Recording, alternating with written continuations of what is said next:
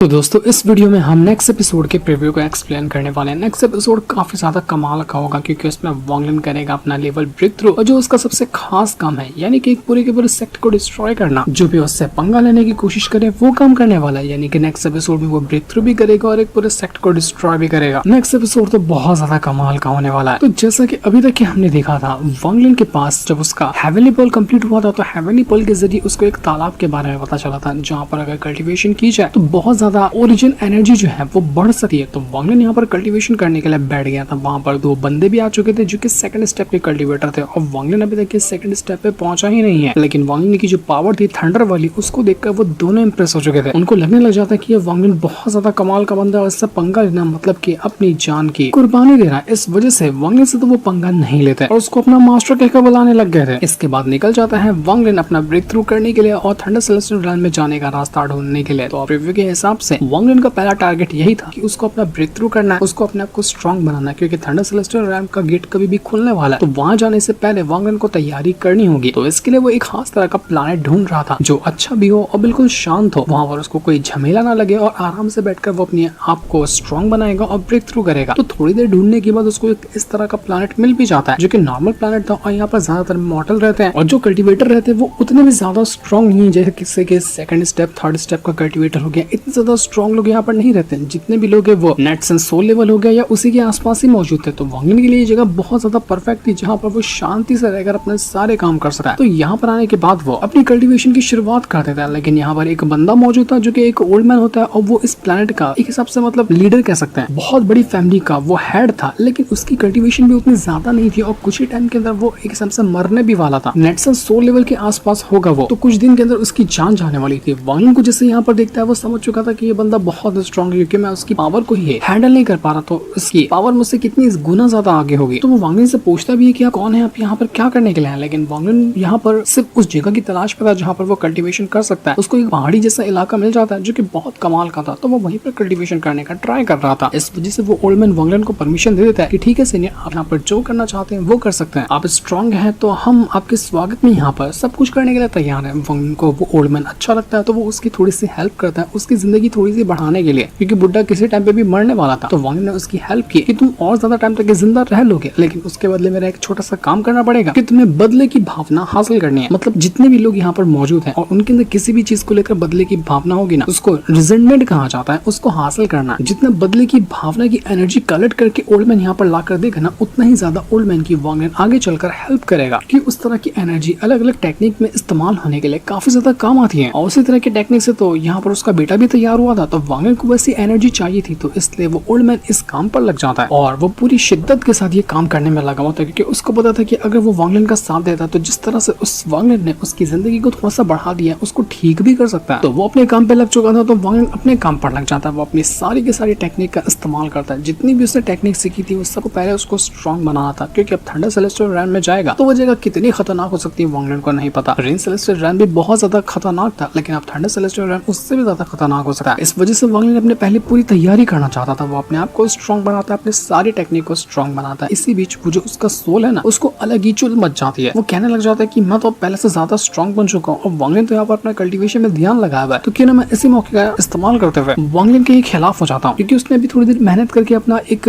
Break through किया था। इस वजह से उसने ऐसा सोच लिया कि वो वॉन्गलिन से आगे निकल चुका है, इसलिए वो वॉन्गलिन को उल्टा धमकाने लग जाता है। अब वॉन्गलिन अपना कल्टीवेशन तो कर ही रहा था, उसको गुस्सा आ जाता है तो वो पटक पटक कर बहुत मारता है सोल को कि बेटा औकात में रहा कर, तू किसके सामने सवाल करता है ये भूल जाता है क्या। इस वजह से तो सोल का तो नशा उतर गया था कि वो वॉन्गलिन का मुकाबला कर सकता है, उसके साथ फाइट कर सकता है, इसलिए उसने अपनी हिम्मत हार दी।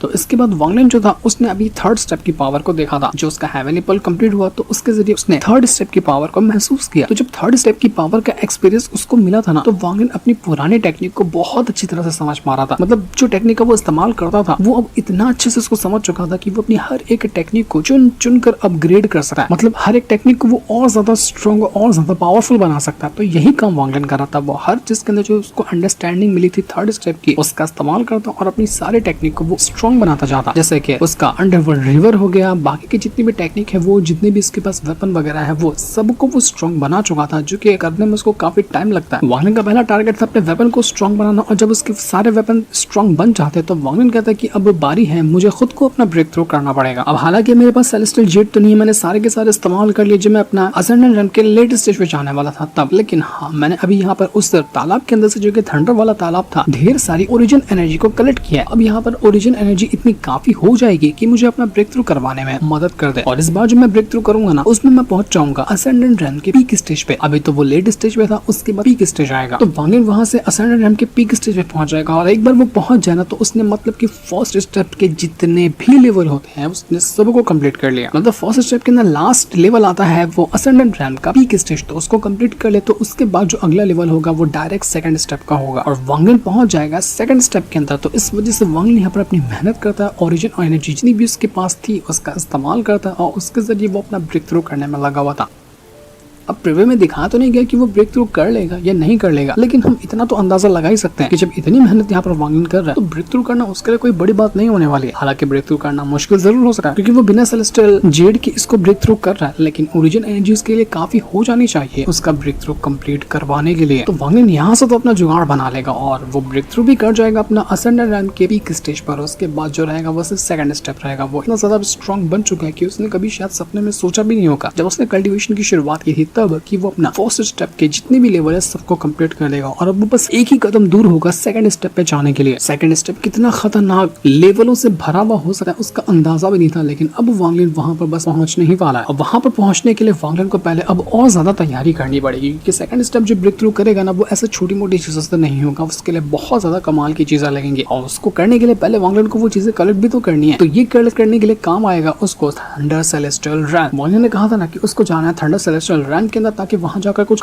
बढ़िया और कमाल की चीजें वो कलेक्ट कर सके। लेकिन दिक्कत ये थी कि जिस तरह से वो रेन सेलेस्टियल रैन में गया था वांगलिन के पास रेल कॉल्ड्रॉन था, लेकिन अब वैसे ही थंडर सेलेस्टियल रैन में जाना है तो थंडर कॉल्ड्रॉन चाहिए। अगर वो नहीं होगा तो जा ही नहीं सकता है वो थंडर सेलेस्टियल रैन के अंदर। अब वांगलिन के पास तो रेन कॉल्ड्रॉन था लेकिन थंडर कॉल्ड्रॉन नहीं है, और उसको ये जरूर पता था कि आसपास बहुत सारे प्लैनेट मौजूद है और हर प्लैनेट के अंदर कुछ ना कुछ तो ऐसी फैमिली रहती होगी जिनके पास थंडर कॉल्ड्रॉन होगा, क्योंकि थंडर सेलेस्टियल रैन के अंदर बहुत सारे लोग जाते हैं। तो उनमें से कोई एक फैमिली को मैं पकड़ता हूँ और उनसे जाकर वो उनका थंडर कॉल्ड्रॉन हासिल कर दूंगा। बड़ी मुश्किल से ढूंढने के बाद वांगलिन को ऐसी एक फैमिली मिल जाती है जो कि एक दूसरे प्लैनेट पे रहती थी, और वो प्लैनेट पे वो लोग बहुत ज्यादा पावरफुल थे, और वांगलिन को पक्का कंफर्म पता चल चुका था कि इनके पास थंडर कॉल्ड्रॉन है। तो वांगलिन यहाँ पर आकर कुछ भी नहीं कहता, सीधा जाकर धमकी देता है वहाँ का जो सेक्ट लीडर था उससे कि देख मैं यहाँ पर तुझे सिर्फ एक बार कहूंगा कि अगर तेरे पास थंडर कॉल्ड्रॉन है ना तो सीधा सीधा वो मेरे हवाले कर दे, तो मैं तेरी जान बख्श दूंगा, वरना मुझे एक पल नहीं लगेगा तेरे सेक्ट को नहीं तेरे पूरे प्लैनेट को डिस्ट्रॉय करने में। तो सामने वाले सेक्ट लीडर जो था वो कहने लग जाता है कि बड़ा आया हमको यहाँ पर धमकी देने वाला, हमारे प्लैनेट पे हमारे सेक्ट के अंदर घुसकर हमको ही धमकी देता है, हमें पता है एक तेरे बारे में। तो वही इंसान है ना जो अपने आप को झूठा बताता है कि तू थंडर सेलेस्टियल रैन का एक मैसेंजर है, जबकि तू वो है ही नहीं, क्योंकि थंडर सेलेस्टियल रैन का जो मैसेंजर होता है ना उसके पास बिना किसी कॉल्ड्रॉन की परमिशन होती है थंडर सेलेस्टियल रैन के अंदर जाने की, लेकिन तू यहाँ पर वो कॉल्ड्रॉन लेने के लिए आया, इसका मतलब कि तू बहरूपिया है। और तुझे पता है थंडर सेलेस्टियल रैन वाले भी तेरे को ही ढूंढ रहे हैं कि तू आखिर दुनिया में ये कैसे फैला सकता है कि तू वहाँ का मैसेंजर जबकि तू वहाँ का कोई लगता ही नहीं है। और एक बहरूपिया आकर हमको यहाँ पर धमकी दे रहा है कि हमको यहाँ पर सबक सिखाएगा और हमारा थंडर कॉल्ड्रॉन ले जाएगा। जा बेटा अगर तेरे अंदर हिम्मत है ना तो ये करके दिखा, खड़े खड़े तुझे तेरी औकात नहीं दिखा दिया ना तो